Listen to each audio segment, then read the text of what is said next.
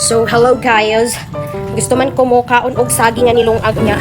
Amo ang gasol na hutdan na og kuan gas. Wala na gas amo ang stove. So, nagbatbat ko diri sa agan. Tung binakbak na kuan dito sa ano. Dayon nangahoy din ko diri sa muang siling. Wala giingon nga pag gusto may paraan, pag ayaw maraming dahilan. Alit sa ko very light.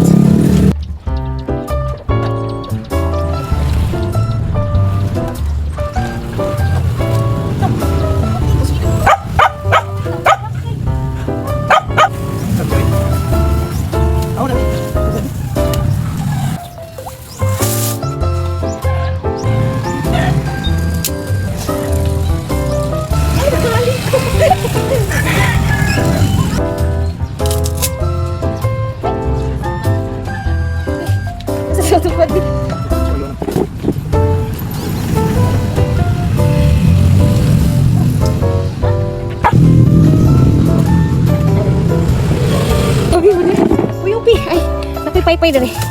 Napipay-pay, oh.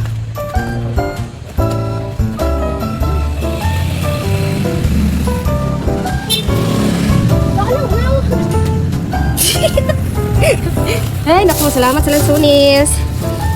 So, nag-turn over na ako ang board meat, guys. Siya na nagtiwas. Wala pa na, naluto lang? Lang? Wala pa, dugay pa na. At ako, oh, namus. Ay, magbuhat ko sa kuan. Sawanan. Napunin isa, oh. Yung kayo.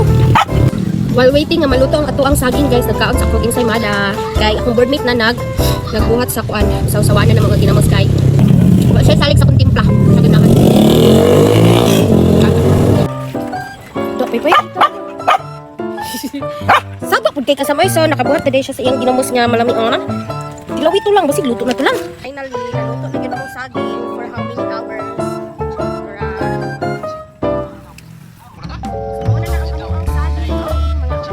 Baon sa niog saging, guys. Ngit na kayo, guys. Matapos ko lang makarecover sa isang vehicular accident. Kanina kailangan ko pang makapagpahinga ng isa pang linggo para makabawi ng lakas kaya tagal na pamamalagi sa loob ng bahay. Nainit mong hinanap sa bahay. Tiniyatid ako ni Tio Benedict at sa pagbiyahe namin ay namuntik ko namin masagasaan ang tumatawid na pusang kulay itim sa gitna ng highway. Napreno siya ng mabilis at mabuti na lamang at walang nangyaring masama sa itim na pusang yun.